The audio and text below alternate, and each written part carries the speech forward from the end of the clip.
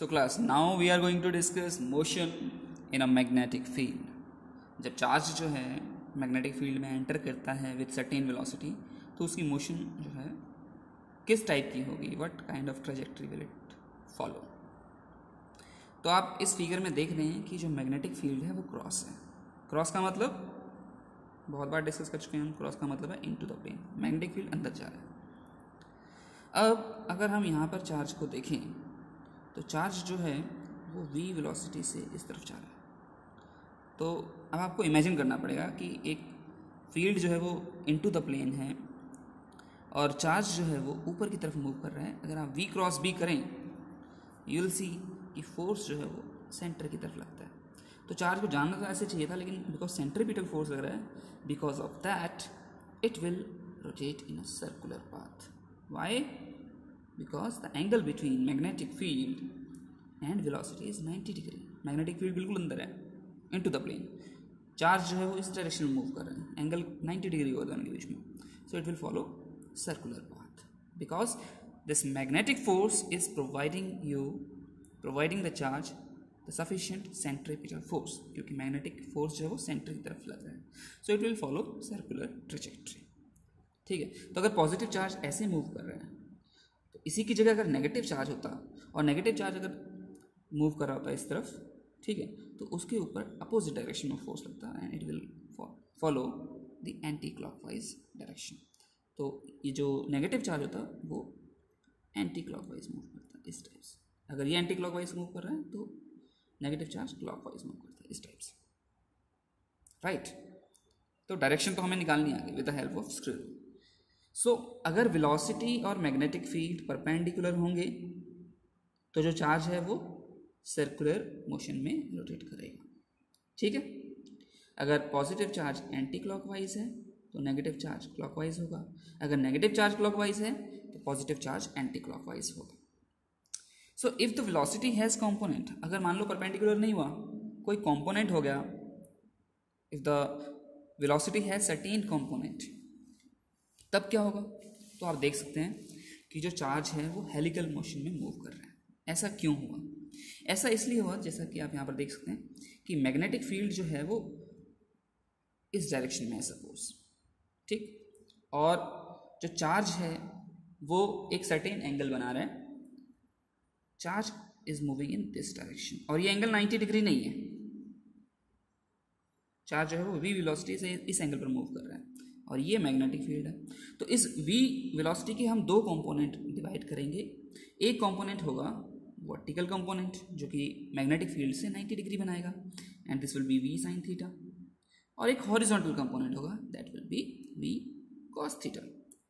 तो ये जो परपेंडिकुलर कंपोनेंट है वेलोसिटी का, इसकी वजह से तो जो चार्ज है वो सर्कुलर मोशन में मूव करेगा. लेकिन एग्जैक्ट सर्कल जब तक होता तब तक हॉरिजॉन्टल कंपोनेंट की वजह से ये चार्ज जो है थोड़ा आगे डिस्प्लेस हो जाएगा.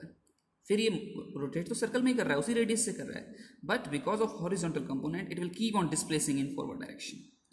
तो the motion will be like a helix. So this motion is called helical motion.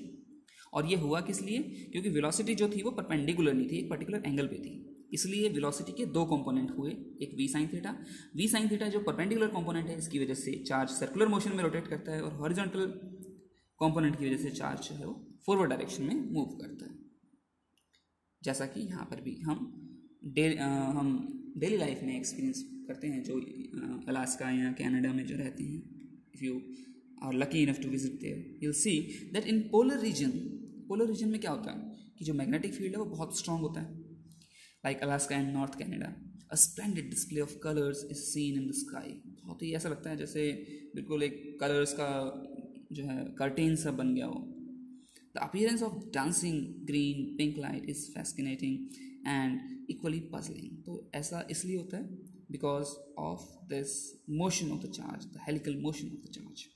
ठीक है. तो आप देख सकते हैं कि जो सोलर फ्लेयर्स जो होती हैं, ऊपर से जो चार्जेस हमारे अर्थ में एंटर कर रहे हैं वो एक पर्टिकुलर एंगल पर आते हैं and they follow helical path there, and because of that this appearance is seen there, right?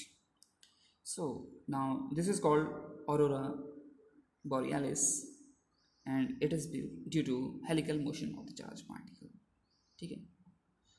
Now during a solar flare a large number of electrons and protons are ejected from sun. ठीक है. Solar flares मतलब एक धमाका सा सन की surface पर हो रहा है जिसकी वजह से बहुत सारे इलेक्ट्रॉन प्रोटॉन्स अर्थ की तरफ आते हैं.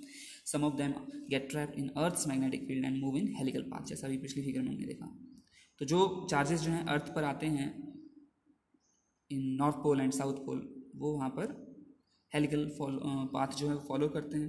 The field lines come closer to each other near the magnetic poles, जैसा हमने फिगर में देखा. And hence the density of the charge increases near the pole. These particles collide with atoms and molecules of the atmosphere. Excited atoms, oxygen atoms emit green light. Excited nitrogen atoms emit pink light. And this phenomenon is called aurora borealis in physics.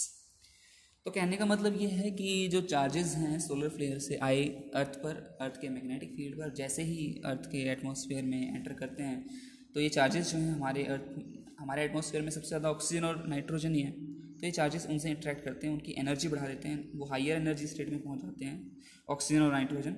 और जैसे ही वो ground state में आते हैं, जब ये oxygen और nitrogen के एटम्स, तो अलग अलग कलर जो है वो एमिट करते हैं.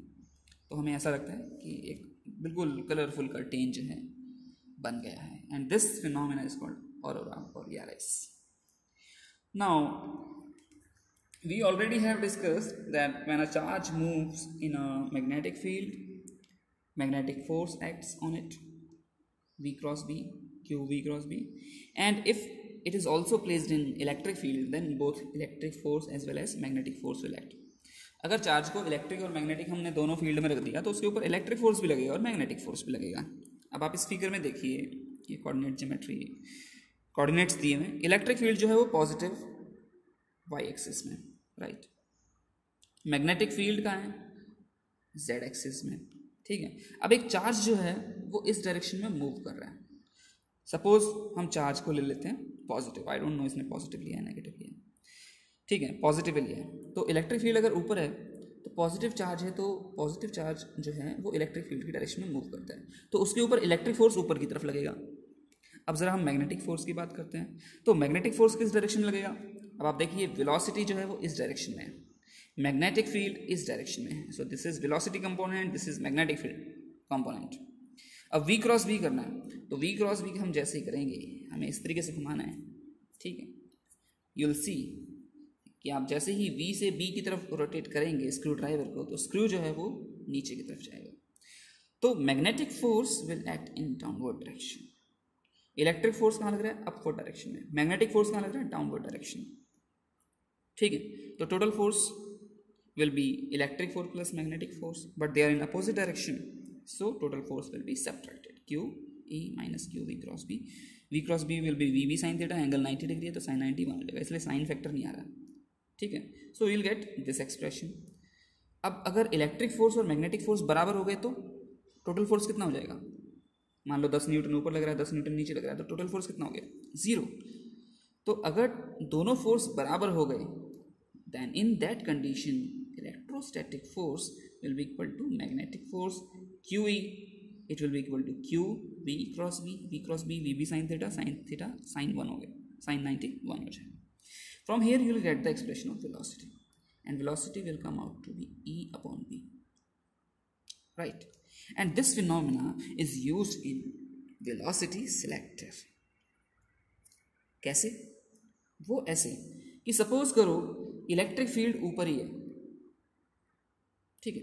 सपोज करते हैं कि इलेक्ट्रिक फील्ड ऊपर ही है और मैग्नेटिक फील्ड इधर ही है.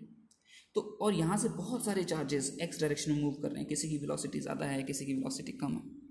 ठीक है. तो जिसकी वेलोसिटी कम होगी उसके ऊपर मैग्नेटिक फोर्स भी कम लगेगा. मैग्नेटिक फोर्स कम लगेगा तो इलेक्ट्रिक फोर्स ज़्यादा लगेगा. तो वो जो चार्जेस हैं वो सीधा जाने की बजाय वो ऊपर चले जाएंगे. जिनकी वेलोसिटी ज़्यादा होगी उनके ऊपर मैग्नेटिक फोर्स ज़्यादा लगेगा, तो they will come down. But जिनकी वेलोसिटी एग्जैक्ट उतनी होगी जिसमें इलेक्ट्रिक फोर्स और मैग्नेटिक फोर्स बराबर आ जाएं, they will go in straight direction. So this phenomena is used in velocity selector, and we have observed that J.J. Thomson used this phenomena to get the electrons of certain velocity, and this principle is also used in mass spectrometer to find out the ratio of charge to mass of electron, right? So that's all for this class. In the next class we will be talking about cyclotron.